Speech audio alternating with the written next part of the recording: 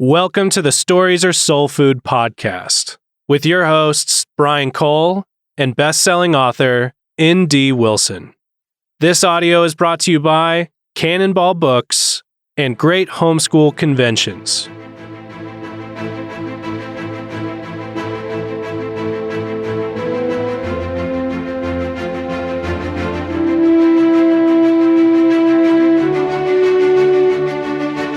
Welcome to Stories Are Soul Food. We are here to talk about food for souls. Yep. /stories. Specifically today, I wanted to ask you the question, do you call your books Christian fiction? And of course, that's a loaded question, but... I'm not a Christian rapper. I'm a rapper who's Christian. Right. And see, that's why every time I hear someone doing that little move, it makes me want to say, yes, of course. Cannonball Books is a Christian publisher. But as soon as we say that, it comes along with a number of baggages that I wondered if you felt that way when people ask, do you write Christian fiction? Yes and no. So, of course, absolutely. At the same time, I do understand what people are rebelling against, and they're rebelling against the label of Christian as a market tag. Yeah. So it's not a question of, are you apostate or are you not apostate? It's, do you identify as part of this market? Right. Like, are you specific to this market? Are you in this particular niche? Are you in this ghetto? Do you belong on this shelf? Yeah, because if I said, are you a Christian author? The answer would be, well, yeah. Absolutely. Yeah. And my books are all coherent and consistent creations from that point of view, from my Christian authorship. So, yeah, I write Christian books. But no, I do not also. Yes, there's an either or fallacy. It's kind of latent in there. You're one or the other. Doesn't make sense. But there's also just an equivocation on the word. And the word is being used in two different ways. One meaning, are these good? Are they true, good, and beautiful? Are they consistent with scripture and the gospel? Yeah, they are. Do you hold yourself up to the standards, the objective standards of truth found in scripture when you're writing your books? Yes, I do. Are my books coherent and consistent with that? Yes, they are. But are they sold exclusively in Christian bookstores? Are they printed? Are they published by Christian houses? No, they're not. Yeah. Are they marketed as food for the choir? No, they are not. And so when people say Christian books or Christian publishing, they tend to mean a book, written by a Christian author for a Christian audience, talking about Christian themes specifically, or including the gospel specifically. So I have written books that are that way. I have written books that are specifically for Christians, Notes from the Tilted World, Death by Living, talking about Christianity. So yeah, they're Christian books in that I'm trying to be a good Christian in my writing of them, but they're also Christian in that they are targeted at that audience, at that marketplace. So in those two senses, those books are Christian books. But for Ashdown Burials or 100 Cupboards or Lee Pike Ridge or any of these other things, are there Christian themes? Yes. Does the writing, does the plot, does it all come from my Christian perspective? Yes. Yeah. Will you find Christian typology? Yes. Outlaws of Time, are there messianic themes? Yep. Are there characters named explicitly after the disciples? Yep. Yeah, there are. But would a secular kid notice it? No. Again, Christian kids don't even. Right. That's the soul food piece. I'm trying to make stuff that's wholesome and edifying and enriching. Right. So it's almost a bigger question. Would God like your stories? Yeah. Which sounds like such a proud thing to say, but really does seem what an artist needs to ask. That's the goal. I hope so. And the other thing would be, do your books honor God? And you'd say, I hope so. I hope they do. I'm trying to. Yeah. So with all my books, I'm trying to honor God. That would be the most significant challenge. If someone said, hey, I don't think your books honor God, that would be something that you would have an opinion on. Yeah, I would be upset. But either because they were right or because they were wrong and falsely slandering me, I would just be upset. Right. But when people say Christian book, Christian album, Christian anything, what they mean is an explicit expression of Christianity for Christians, by Christians, for Christians. Right. And that's not what I'm doing. And as it's a podcast about kids' stories. There are huge Christian publishers, Zondervan and Thomas Nelson, but their kids' imprints don't do anything. Why is that? Why is it that secular publishers are the ones who get to tell stories to kids? Yeah.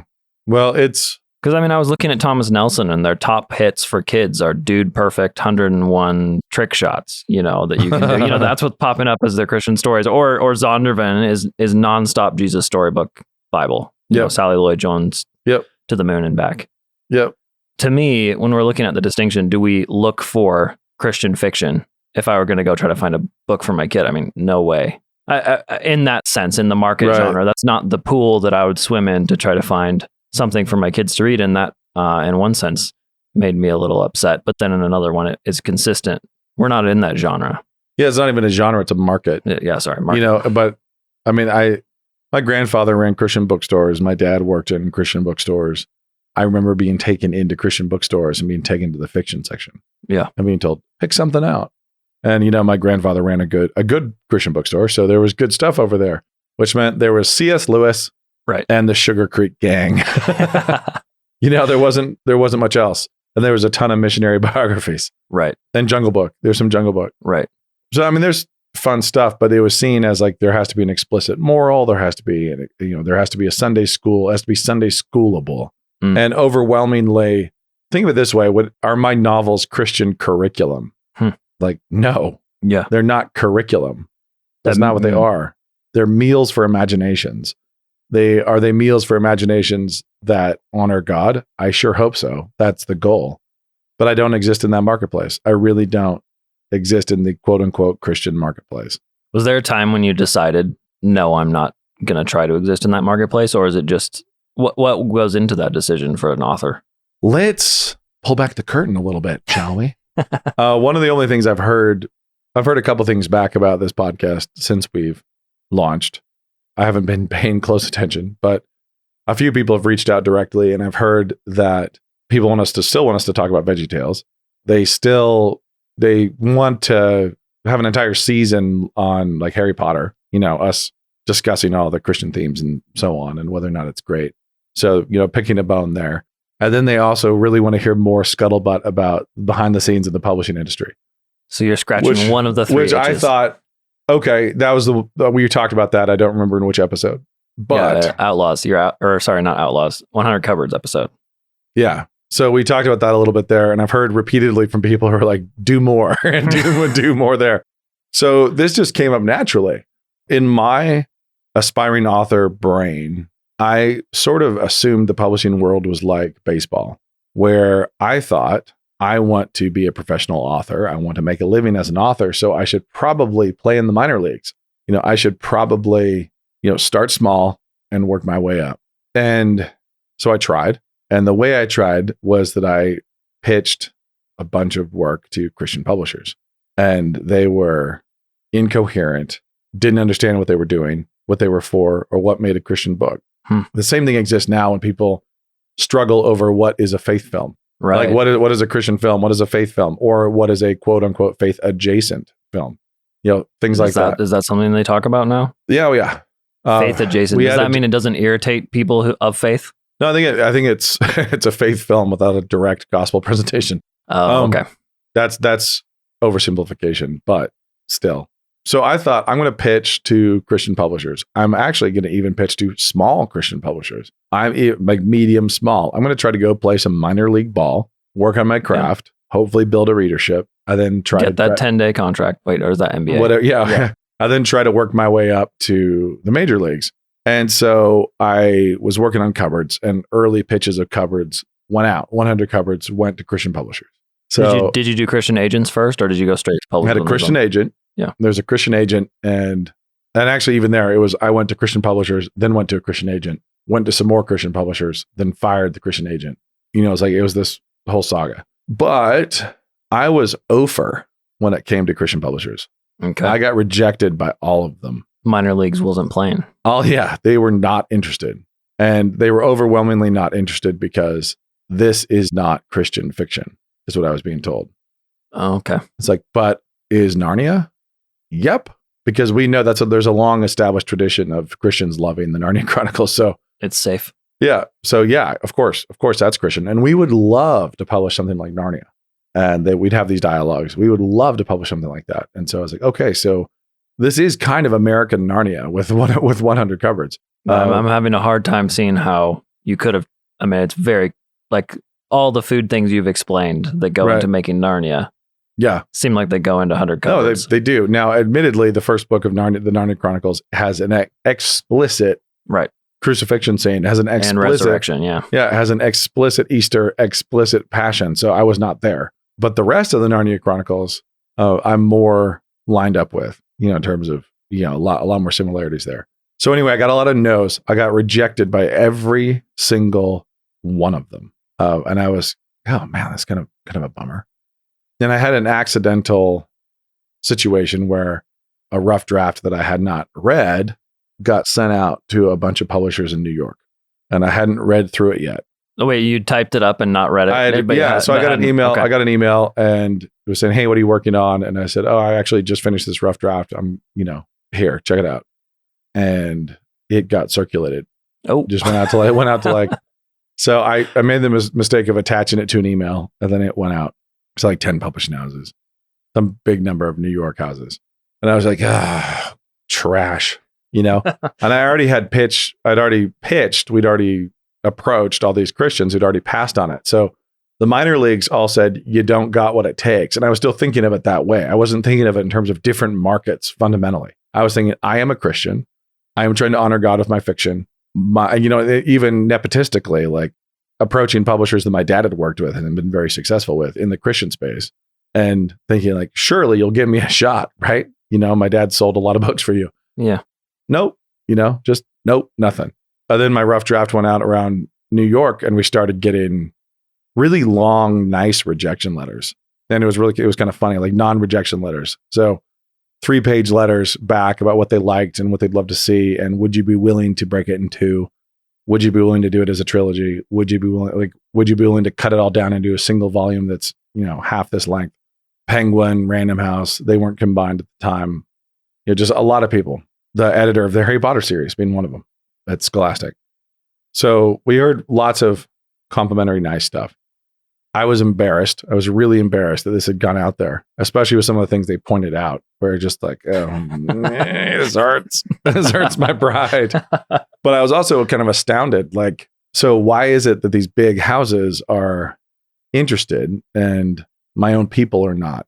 Like, what is it? And so I bypassed the quote unquote Christian marketplace and wrote up proposals for these different publishers. And then they got the different story there, but they got swapped. So like Random House received the wrong proposal. They received the proposal for Penguin, and vice versa, and stuff like that happened. So it was a whole nightmare. The embarrassment continued.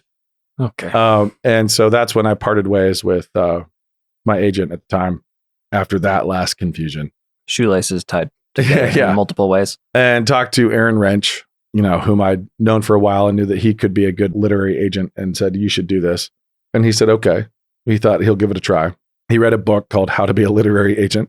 And I explained to him, I was like, okay, so these people, it takes forever for them to respond to submissions. So I'm going to give you a first couple chapters of a book, and then you take it out. And then eventually when they respond and ask for the whole manuscript, we'll be in a great situation. So I gave him the first 3 chapters of Lee Pike Ridge, because my goal was to show these publishers who had read this enormously bloated mess of a rough draft of 100 cupboards. I wanted to show them something disciplined so that they would not worry that I could actually discipline a novel. And Lee Pike Ridge had grabbed me by the throat, and I was writing it, quickly. And it had all grabbed me just from the opening sentence, and stuff had kind of carried on from there. So I had 3 chapters written, and I was like, this is going to be a tight standalone novel that I can submit to people, and they'll see I can write a tight standalone novel. They won't be totally horrified by this bloated mess I sent them in this rough draft.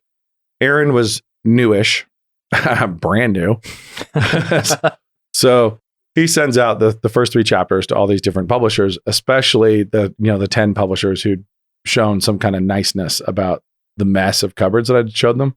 So he sent out the first 3 chapters, and then heard back really quickly from people that they wanted to see the whole manuscript.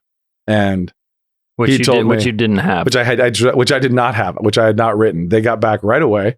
Oops. Well, and said, and people were like, "We'd love to see the whole thing."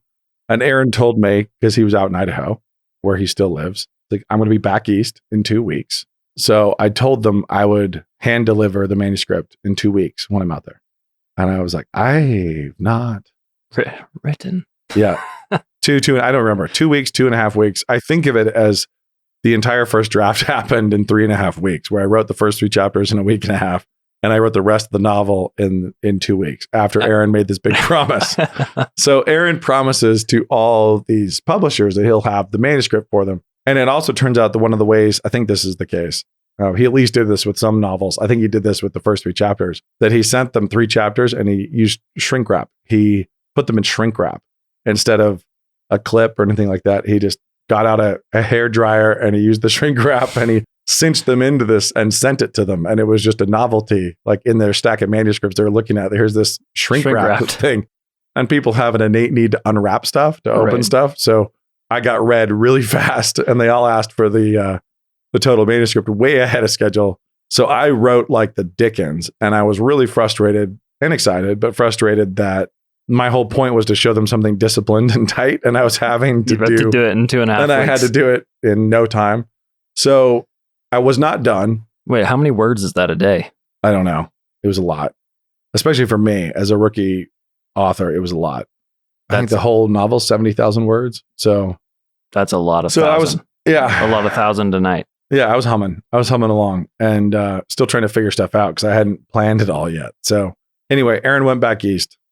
He was staying with family outside of Philly. And I was writing like mad. He was already out there. He had meetings scheduled like with the editor of the Harry Potter series. He's going in to talk to him about this novel I haven't written yet. And so I was sweating bullets and I pulled a lot of long hours and I emailed him the doc and he, printed it off on his in-laws printer, this manuscript slowly printing all night, something like that. And then he drove into New York, double parked outside of a copy shop, a copy center, ran in there and made copies of this thing and then hand delivered copies to HarperCollins and Scholastic and Random House and just spent the day driving around New York, meeting with bigwigs, slapping hot manuscripts, literally still warm, very hot, literally warm manuscripts that I had fired off to him. And very, very shortly after that, we started receiving our first offers. So, and Random House made us a 4-book offer to compete with the other publishers. And I was most inclined at the time to Scholastic and the editor of Harry Potter, but he was, explaining why it was best to do 1 book at a time, in the contract. Right. And I'm thinking, how do I pay my bills and support my family? And Random House came with a 4-book offer because they remembered the big bloated mess of 100 Cupboards. So they said, hey, we'd love to buy this one and the 100 Cupboards series to be broken into a trilogy. Nice. And I was like, awesome. So that is basically the story of how I ended up not being a Christian author. Where the same book that Random House and Penguin and a lot of other people wanted to buy was something that every single mid-level Christian publisher had a shot at and said, no, thank you. It's not Christian enough. And then that book is now in, 24 languages and is a pretty significant bestseller. And, I'm happy. I'm happy with how it went, but it was not through any kind of sophistication on my part. It was just, I assumed I'm a Christian, I'm an author, I will write in the Christian space. And then it didn't work out. And I ended up successfully writing in Babylon. And now it's changed. The market's changed. It'd be much, much harder for me to break in now as a quote unquote cis white male. But, so I think the Christian industry is changing. It's expanding. Christian publishers are expanding. Obviously, we're involved in Cannonball Books and trying to publish soul food, I've started the Camper Down Writers Kiln to, help other aspiring authors hone their craft so that the world has more storytellers. Mm-hmm. The world needs more soul food. So that means we need more cooks. Right. So we're trying to expand, and the market is changing and expanding. The Christian market is different. It's changing radically. Waterbrook Multnomah out of Colorado, they publish the Wing Feather series now. They published the first one and then they let the rest go. And then Andrew self-published them and was really successful. So then they bought them back. And, they're publishing Christian fantasy, but it's just as Christian as I am. It's a different kind of a thing. He's a Christian. He's trying to honor God with his fiction, but it's not a gospel presentation. The typology is there. The themes are there. Right. So instead of the question of is there an explicit gospel presentation or does it have so-called spiritual elements, the question should be about what it is in every other industry, right? About excellence. Right. Yeah. Does this honor God?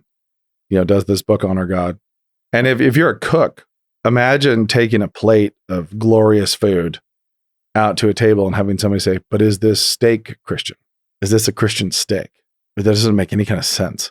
It's not, no, it has not repented. It has not been baptized. Does it honor God? Well, there's a lot of ways it could and a lot of ways it couldn't. Did the whole process honor God? Did you honor God in how you were doing it? Did you have a thankful attitude? Did you do it as unto him, as you're trying to feed people?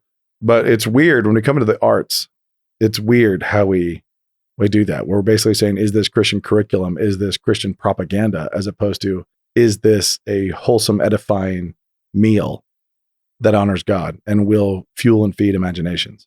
Yeah. As members of the Protestant tradition, the priesthood of all believers, that idea that all of us can honor God where we are without having to be specifically Christian labeled or ministry in ministry, seems like something that we need to apply broadly. Yeah. Are you a Christian plumber? Makes sense. Is that plumber a Christian? Yes or no? Right. He is or he isn't. Is this plumbing Christian? Does not. Does not make sense. Oh, but you get weird ideas of christening or but at the same time, it could honor God or it could dishonor God. It could have been done shoddily. It could have been bad work could have been hidden in the walls. Yeah. There's a lot of things that could have been done that would dishonor the creator, or the character of the plumber could fail to honor God and how he's billing, how he's keeping track of his hours. There's so many things you could do that would dishonor, or you could be really honest and do a great job and do it unto the Lord, no matter what you're doing. So anyway, it's odd to me. I understand what Lecrae was getting after when he was saying, I'm not a Christian rapper. I'm a rapper who's a Christian. I think that he didn't necessarily have it all thought out, but he was actually correct in what he was, in what he was getting after. Because I don't think if you asked him and said, so you're saying you don't want your songs to honor God? He'd be like, no, of course I do. Yeah, of course I want to honor God in what I'm doing. Yeah. I'm just trying to get out of this little market, this little hole you've put me in. Right. I bumped into one of our local friends who refinishes floors. Okay. At Moscow Building Supply. And he said he's been listening to the podcast, The Stories of Soul Food. And he said everything applies to floors. He said that's how he thinks about floors. As that idea. I think the idea of creating something awesome, and doing it right for people to walk on. It was a weird little conversation, but totally makes sense with this episode now happening. Yeah, absolutely. Is it a Christian floor? Right. Christian guy honored God with the installation of this floor, and it's beautiful. Yeah, as it's underfoot. And I grabbed this description from one of the big Christian awards. I won't say which one, but it says, do all the elements of the book contribute harmoniously to a total impact of excellence? And although that's kind of a bit of a word salad, I thought excellence, it could be a word. It's a word that's seemingly ignored. I don't know that that's actually part of the conversation as much. Yeah. When it comes to the book, I will say, as just market questions. To stretch people's brains a little bit, we also have to be willing to point out that some work honors God that has been made by people who are not Christians. So excellence honors God. Oh, yeah. Beauty and craft honors God. People, there's basically, let me just put it this way. There are a lot of donkeys out there. There are a lot of Balaam's asses who've actually spoken truth in their creation. Where they've tapped into something they don't comprehend, they themselves don't understand, they themselves don't live up to, and yet there it is. And other places, it's they might understand a little bit of it, but they miss a lot. And if you move into film, it's even more common because there's so many different personalities involved in the creation of a film that different themes can emerge and come out and be brought out in the editing that was not in the writing. And you can have a script that was God hating get spun pretty effectively into a more God honoring place, which is really weird. It's a weird thing that God does where he co-ops, he just steals work from people to put common grace in the world. There's a lot of artistic narrative creation that is helpful and wholesome out there that was not intended to be. Yeah. It was just intended to be popular or to get somebody credit, vanity, whatever, an award, and it turns out to be, a powerful and moving meal. Yeah. So common grace would be an aspect of natural revelation, right? Yeah. God's goodness in the world. The world is the way he made it. Right. And, as many people have said before, a blind squirrel finds a nut every once in a while. Yeah. And so you'll see it shine. Yeah. You can see stuff shine through. Yeah. And sometimes in movies that are not watchable or books that aren't recommendable, where it's like, wow, this particular section shines, is phenomenal. I wrote an author once of a big successful literary novel and told him I really enjoyed the specific themes of redemption and Ecclesiastes. And I said, I think the book is truly Solomonic, in these particular themes. And he was very confused. No, really? Yeah. That was not what he was shooting for. He was complimented and grateful, but, I had to explain it to him, like kind of what he had done. And it felt right. He was playing by ear and it felt right to him. And it was, it was beautiful. That's cool. And no, I'm not gonna recommend the book because there's a lot of other parts of the book that are not beautiful. But but it was weird. It was a weird shining piece that came through. And you see that in a lot of things. I think of Slumdog Millionaire that way.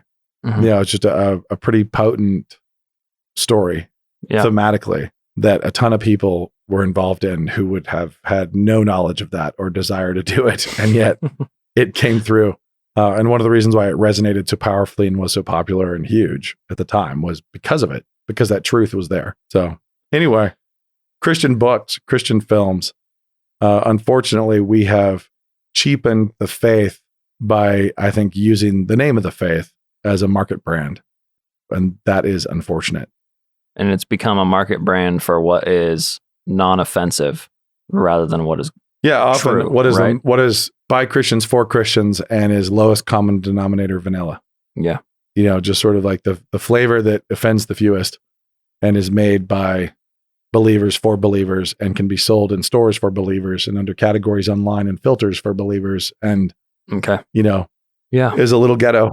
Too nice. Is it too nice? Is that what it is? Or is it just I have a more like philosophical issue. I wouldn't say Christian fiction is too nice without talking about a specific book or a specific author, because I think it's too broad a brush.